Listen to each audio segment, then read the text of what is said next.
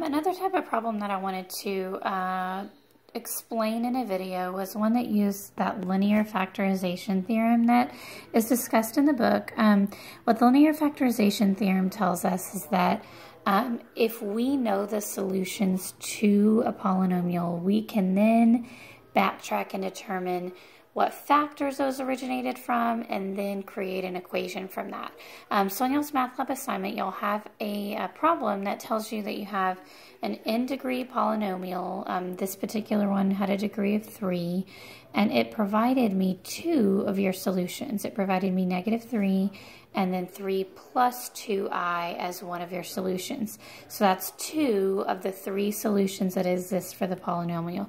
It also went on to tell us that f of -1, let me get this lined up a little bit better, f of -1 was a positive 40, which means that when we substitute a -1 in for x into the polynomial, we are going to get a 40, okay? So we'll address that kind of towards the end of our work.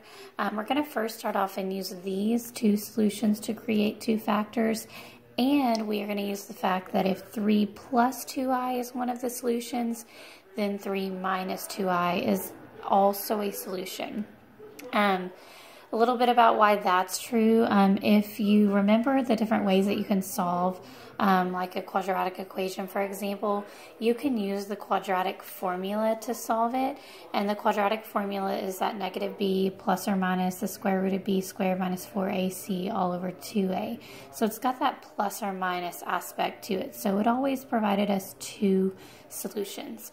And the I originates from like a negative radical, right? So if we know that 3 plus 2i was one of the solutions, then 3 minus 2i was another one, basically because of how that quadratic formula works. Those are going to come in pairs because of that plus or minus aspect, okay? So even though it's a 3rd degree polynomial, when you pull out one of your solutions, it drops it down to like a quadratic, like a 2nd degree polynomial. And this, as well as 3 minus 2i, are going to be the other 2 solutions.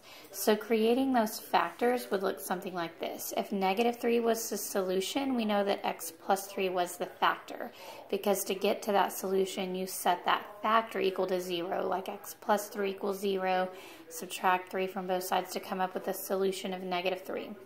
And this next part's going to look a little silly, crazy for a minute, but it's kind of how it has to look because of these complex roots that we have here, okay?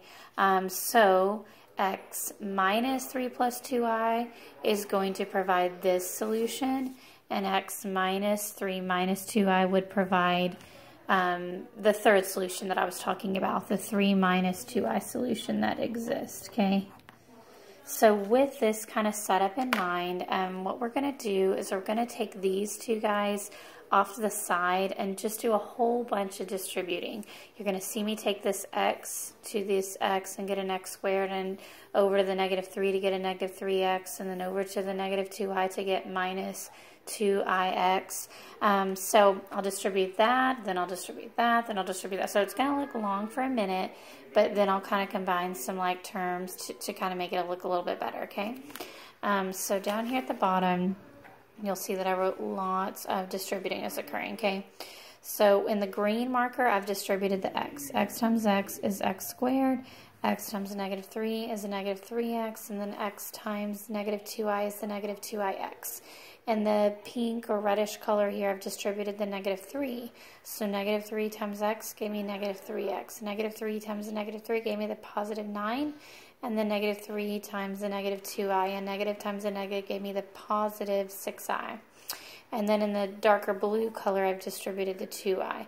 2i times x is 2ix. 2i times -3 is a -6i, and then 2i times -2i is a -4i squared, okay?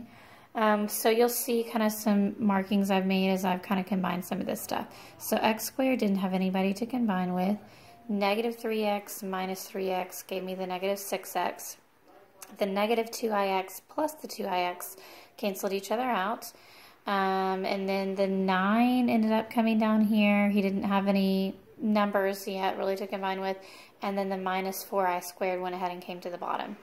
So you'll want to remember that I squared is equivalent to -1, so that's the next swap that you're going to see me make here.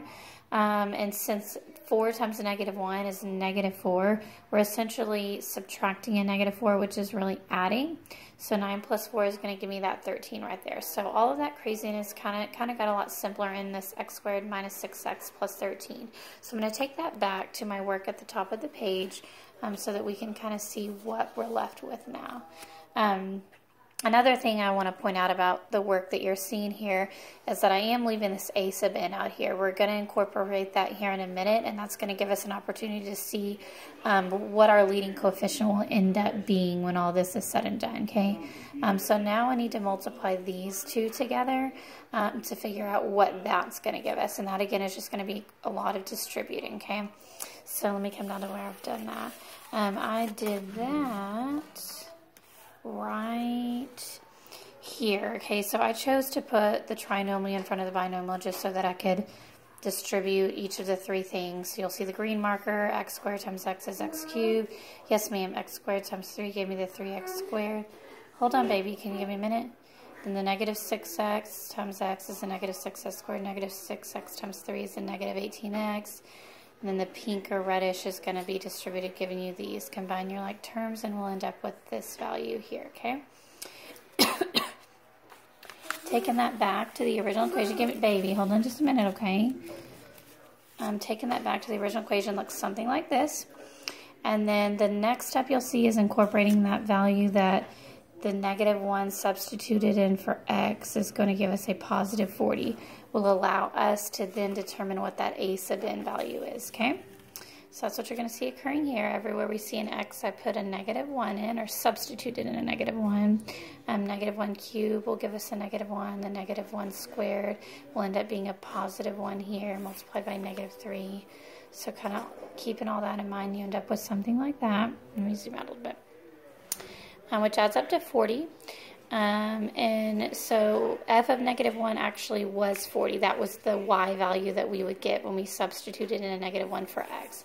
So with all that said, our a sub n actually ends up just being 1, which means that leading coefficient is just a positive 1. So you'll see that the actual polynomial does end up being